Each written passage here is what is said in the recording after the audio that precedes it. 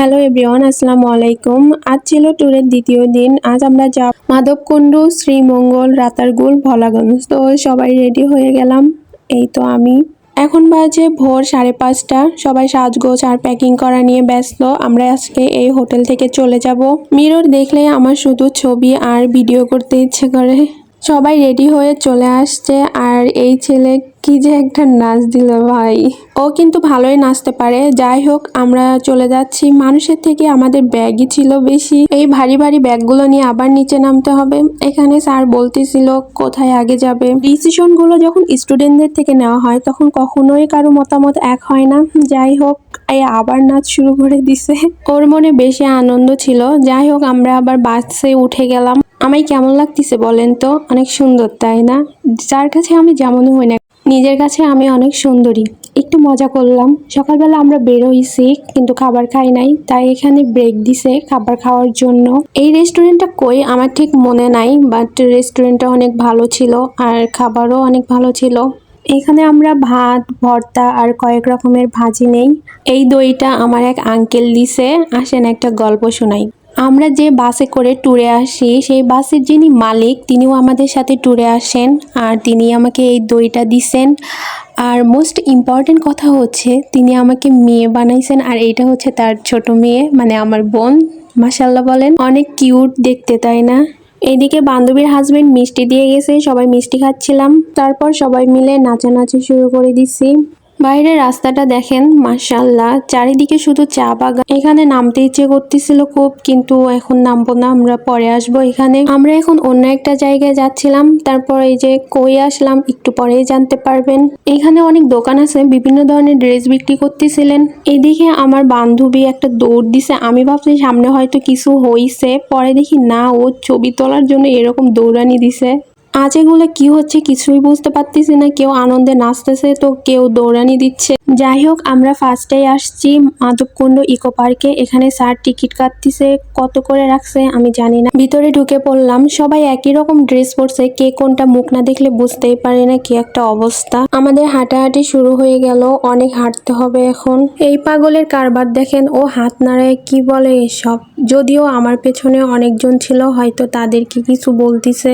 আজ সকাল থেকে এর মাথা খারাপ হয়ে গেছে। ও বলতে তো ভুলেই গেছি, মাধবকুণ্ডটা মৌলভীবাজার জেলার বড়লেখা উপজেলায়। এখানে আছে বাংলাদেশের বৃহত্তম জলপ্রপাত, ওয়াচ টাওয়ার, খাসিয়া নিগোষ্ঠীদের বসবাস, আর চারদিকে বিশাল বনভূমি, যা একদমই মন কেড়ে নিছে আমার। এখানে আরো আছে হিন্দু স্বাবলম্বীদের জন্য মন্দির, যা একটি তীর্থস্থান। আরো অনেক কিছু আছে। আগে শুধু বইয়ে পড়তাম মাধবকুণ্ড জলপ্রপাত কোথায় অবস্থিত, আজ চলেই আসলাম। এই আবার পেছনে এসে কি শুরু করে দিছে, তুই এখন থামরে ভাই। আমাদের ডিপার্টমেন্টের সবগুলো ছেলে এমন মজার টাইপের, কিন্তু তারা অনেক ভালো, অনেক দায়িত্ববান। এই যে আমরা ট্যুরে আসছি, কখন কোন মেয়ের কি সমস্যা, কি লাগবে, সব দিকে খেয়াল রাখে। এইদিকে কি বন জঙ্গল, আর সামনে এই পথটা দেখে তো একদম ভয় পেয়ে গেছি, কি অন্ধকার।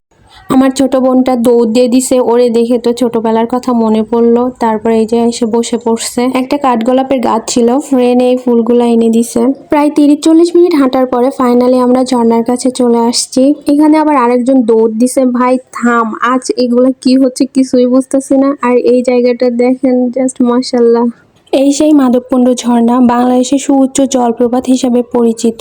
এর উচ্চতা 200 ফুট। মাধবকুণ্ড যাওয়ার উত্তম সময় হচ্ছে বর্ষাকাল। এই সময় ঝর্ণার পানিতে পূর্ণ থাকে। শীতকালে এর সৌন্দর্য কমতি হয় না। আমরা তো গেছি গ্রীষ্মকালে, তারপরও দেখেন কত সুন্দর। এখানে আমি একটা শাহরুখ খানের স্টাইল দিলাম। অনেক বাতাস ছিল আর পানিগুলো ঠান্ডা ছিল। আমি তো একটু ঝর্ণা ছোঁয়ার চেষ্টা করলাম।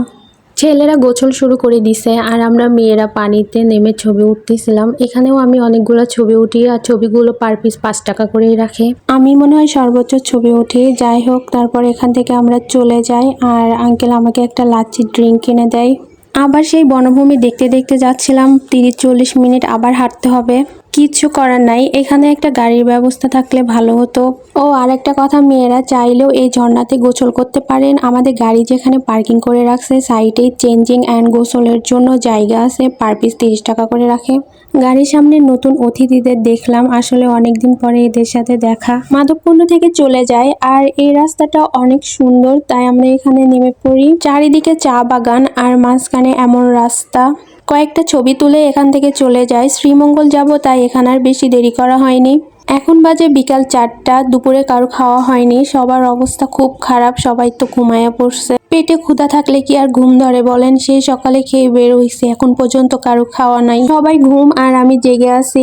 একটা হোটেল দেখে ওখানে ব্রেক করে আমরা দুপুরের খাবারটা খেয়ে নেই। হোটেলের পাশেই এই আনারসগুলো বিক্রি করতেছিল, পিস 5 টাকা করে, তো কিছু আনারস নিয়ে নেই। পিচ্ছি বোন এই চকলেটটা দেয়, ও যেটাই খায় সেটাই আমার সাথে শেয়ার করে। তারপর চায়ের দেশ শ্রীমঙ্গল চলে আসি। এখানে এত বেশি ভিড় ছিল, একটা ছবিও উঠতে পারি নাই, তাই দাঁড়ায় দাঁড়ায় ভিডিও নিচ্ছিলাম। শুধু কিছু গ্রুপ ছবি তুলে নেই। এখানে আসি আমরা 6টায়, তখন একদমই রোদ ছিল না। মৌলভীবাজার জেলায় শ্রীমঙ্গল উপজেলা চায়ের জন্য বিখ্যাত। পাতা আর কুড়ির এই দেশ পাহাড় আর চা বাগানে ঘেরা, সবসময় ভ্রমণ পিপাসুদের জন্য এক আদর্শ স্থান। পিচ্ছি তো উপরে উঠতে উঠতে হাঁপিয়ে গেছে, আমি এখানে কিছু ভিডিও করে নেই। এইটুকু দেখে আমার কাছে মনে হচ্ছিল এক টুকরো দার্জিলিং, বাংলাদেশের দার্জিলিং শ্রীমঙ্গল। এখানে পিচ্চিটা আমাকে কৃষ্ণচূড়া ফুল এনে দেয়, তারপর আমরা অনেকগুলো ছবি তুলে নিই, বান্ধবীর বিয়ের পোস্টে ছবি তুলে নেই। আমার বান্ধবীটা যেন খুব তাড়াতাড়ি বিয়ে হয়ে যায়, দোয়া করবেন আপনারা। এইদিকে সন্ধ্যা হয়ে গেছে, মাগরিবের আজান দিয়ে ফেলছে, আমরা আর কোথাও বের হই না, সবার তো অনেক মন খারাপ। আজকে সারাদিন শুধু না খেয়ে জার্নি করা হয়েছে। তারপর আমরা একটা রেস্টুরেন্টে বসি, আর এখানে আমি আর পিচ্চি বার্গার আর পিৎজা খাচ্ছিলাম, আর পাশে বান্ধবীরা চা খাচ্ছিল। আজ সবার খুব মন খারাপ, কারণ কিছু কিছু জায়গায় আমরা যাইতে পারি নাই। তারপরে আমরা বাসার দিকে রওনা দেই। বাসে আমরা সবাই মিলে অনেক মজা করে, অনেক গান বাজনা হয়। সবার গানের ভয়েসই সুন্দর, শুধু আমি বাদে।